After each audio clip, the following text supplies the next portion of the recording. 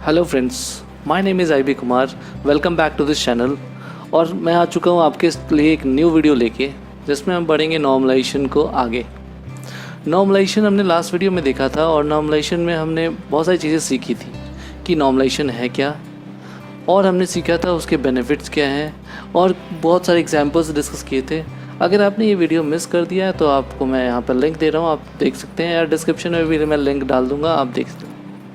तो आज की वीडियो में क्या है, तो नॉर्मलाइजेशन को अचीव करने के लिए बहुत सारे फॉर्म्स हैं। तो वो फॉर्म्स हम आज डिस्कस करने वाले हैं कि कौन कौन से फॉर्म्स हैं। तो नॉर्मलाइजेशन को अचीव करने के 3 फॉर्म्स हैं। एक है first normal form, second normal form, third normal form. इन तीनों को हम आज इस वीडियो में डिस्कस करने वाले हैं। फर्स्ट नॉर्मल फॉर्म क्या होता है एग्जैक्टली? तो फर्स्ट नॉर्मल फॉर्म की कुछ प्रॉपर्टीज़ होते हैं, कुछ एट्रीब्यूट्स होते हैं जिनको आपको फॉलो करना होता है। पहला कि जो आप टेबल बनाओगे वो टेबल में ये चारों प्रॉपर्टीज़ जो है होनी चाहिए। Single value attribute. Single value attribute क्या होता है? अगर आपने टेबल बनाया है, सपोज मैं एग्जांपल लेता हूँ यहाँ पे। अगर आपने टेबल बनाया है, यहाँ पे आप देख सकते हैं कस्टमर टेबल है, cust ID, transaction ID, date, amount. ठीक है, तो देख सकते हैं हर एक बॉक्स में, हर एक सेल में एक ही रिकॉर्ड है, हर एक कॉलम में एक ही रिकॉर्ड है। ऐसा नहीं है कि 2 डेट एंटर कर दिया गया हो, डेट वाले कॉलम में 2 डेट डाल दिया गया हो, 14 अक्टूबर, 15 अक्टूबर। एक बॉक्स में, एक एट्रीब्यूट में एक ही डेटा है, that is called single value attribute. ठीक है, जैसे मैं यहाँ पे अमाउंट में देखें -87 है, -87 कॉमा -88, ऐसा नहीं हो सकता। ठीक है, अगर ऐसा होता है तो वो टेबल आपका फर्स्ट नॉर्मल फॉर्म में नहीं होगा। सेकेंड थिंग है column nature should not change. मतलब है कि जो डेट कॉलम है, उस डेट कॉलम से ये आपको दिख रहा है कि डेट कॉलम सिर्फ डेट कंटेन करने वाला है। आप डेट कॉलम के अंदर नेम स्टोर नहीं कर सकते। ठीक है, तो कॉलम नेचर जो है वो चेंज नहीं होना चाहिए। Column name should be unique, तो ऑब्वियसली कॉलम नेम मीनिंगफुल होना चाहिए, यूनिक होना चाहिए। डुप्लीकेट कॉलम आप एक टेबल में नहीं बना सकते।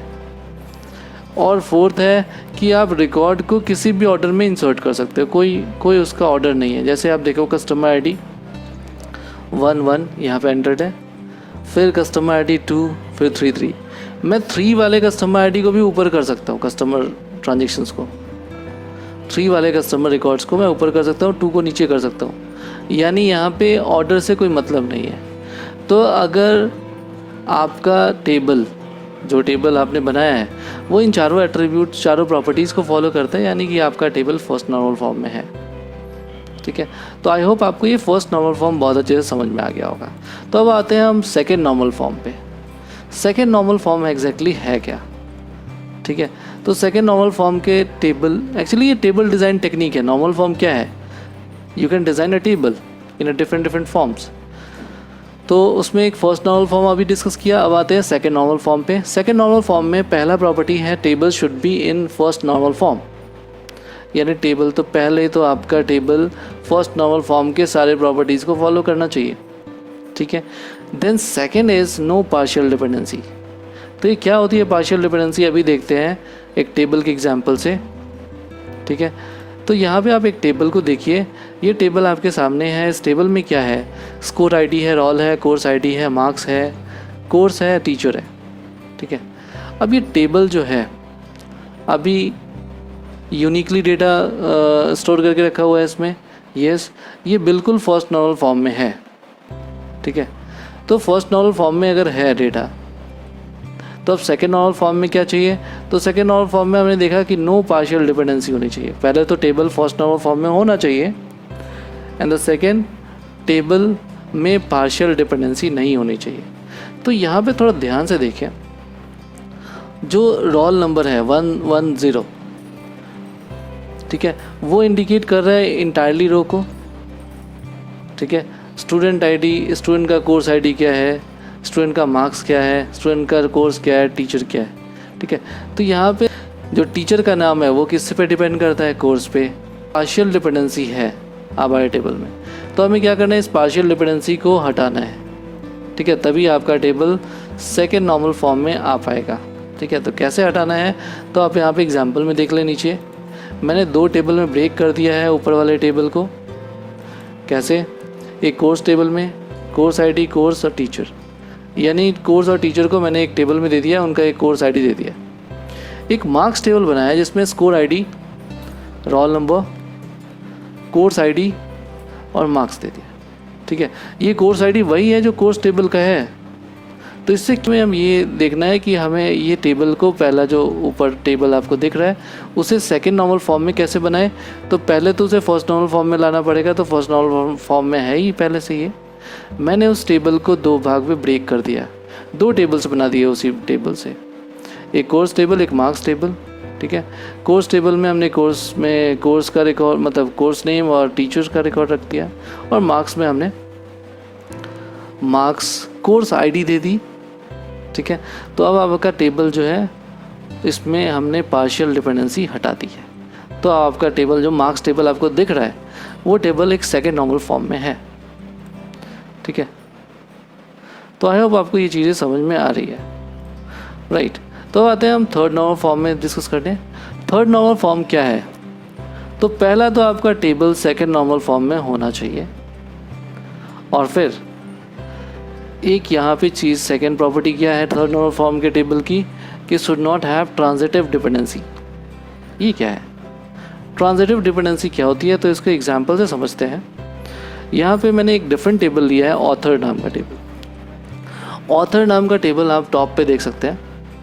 टॉप पे ऑथर आईडी है, ऑथर है, बुक है, ऑथर नेशनलिटी है। ठीक है, तो यहाँ पे कुछ ऑथर्स के नाम है, कुछ बुक के नाम है, और उनकी नेशनलिटी लिखी हुई है कि वो ऑथर कहाँ से बिलोंग करते हैं। ठीक है, अब फर्स्ट नॉर्मल फॉर्म जो है वो यहाँ पे देख सकते हैं कि यहाँ पे ऑथर का नाम बार बार रिपीट हो रहा है। ठीक है, तो यहाँ पे इसे नॉर्मलाइज करना पड़ेगा। तो हमने नॉर्मलाइज किया, नीचे आए, यहाँ देखिए नॉर्मलाइज करने के लिए बुक और ऑथर आईडी ये हमने डिफाइन कर दिया। ठीक है, बुक्स टेबल में। ठीक है, तो एक ऑथर मल्टीपल बुक राइट कर सकता है, यस कर सकता है। ठीक है, तो यहाँ पे आप देखिए बुक्स टेबल जो आप देख रहे हैं, बुक आईडी है, बुक है और ऑथर आईडी। फिर हमने क्या किया, एक दूसरा टेबल बनाया जिसमें ऑथर की इन्फॉर्मेशन रखी, यानी पूरे ऊपर के टेबल में 2 इन्फॉर्मेशन थी, एक बुक की, एक ऑथर की। तो हमने क्या किया, दोनों को ब्रेक कर दिया, दोनों को अलग अलग कर दिया, एक बुक्स टेबल में, एक ऑथर टेबल। ठीक है, तो यहाँ पे जब ऑथर्स टेबल में नीचे वाले देखेंगे आप, नीचे में जो बॉटम साइड में ऑथर टेबल है उसमें ऑथर नेशनलिटी है। ऑथर नेशनलिटी का मतलब जितनी मान लो ऑथर की एंट्री यहाँ पे होती जाएगी, तो बहुत सारे ऑथर होंगे जो यूनाइटेड स्टेट से होंगे, बहुत सारे ऑथर होंगे जो कनाडा से होंगे। ठीक है, तो यूनाइटेड स्टेट और कनाडा की एंट्री बहुत ज़्यादा होगी। मान लो 100 ऑथर हैं जो यूनाइटेड स्टेट से हैं, तो आपके ऑथर नेशनलिटी में 100 बार यूनाइटेड स्टेट लिखा जाएगा। तो इससे क्या होगा, डेटा रिडंडेंट होगा। ठीक है, तो अब हमें क्या करना है, इसमें से ट्रांजिटिव डिपेंडेंसी हटानी है। तो हमें देखिए पहले टेबल जो है ओरिजिनल वाला टेबल सबसे पहले ऊपर है, और इस टेबल को मैंने 3 टेबल में ब्रेक कर दिया। एक बुक्स टेबल जिसमें बुक्स की इन्फॉर्मेशन रख दी और ऑथर आईडी कॉलम दे दिया। ठीक है, एक दे दिया कंट्री टेबल। कंट्री में मैंने सिर्फ कंट्री और कंट्री की आईडी एक डिफाइन कर दी। और फिर नीचे देखो ऑथर्स टेबल को, तो यहाँ पे ऑथर आईडी है, ऑथर है, और यहाँ पे कंट्री आईडी। तो उससे क्या होगा कि मान लो 100 ऑथर एक ही कंट्री के हैं, तो बार बार हमें उस ऑथर का नेशनलिटी नहीं लिखना पड़ेगा, कंट्री का नाम नहीं लिखना पड़ेगा, हमें सिर्फ उसकी आईडी, कंट्री की आईडी लिख देंगे, हमारा काम हो जाएगा। यहाँ पे आपका क्या बेनिफिट हुआ ट्रांजिटिव डिपेंडेंसी को हटाने से? तो पहला बेनिफिट तो है कि डेटा रेपिटेशन हट जाएगा। ठीक है, और दूसरा जो एनोमलीज हमने डिस्कस किए थे लास्ट वीडियो में, एनोमलीज की insertion anomalies, updation anomalies, delete anomalies वो नहीं आएंगे।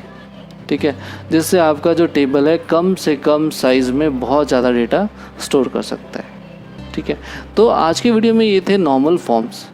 अगर आपको अच्छा लगा हो तो वीडियो को लाइक करें, सब्सक्राइब करें चैनल को, और साथ साथ अपने फ्रेंड्स को शेयर भी करें जिससे फ्रेंड्स की भी नॉलेज बढ़े। और ठीक है, तो मिलते हैं नेक्स्ट वीडियो में। Thanks for watching. नमस्कार।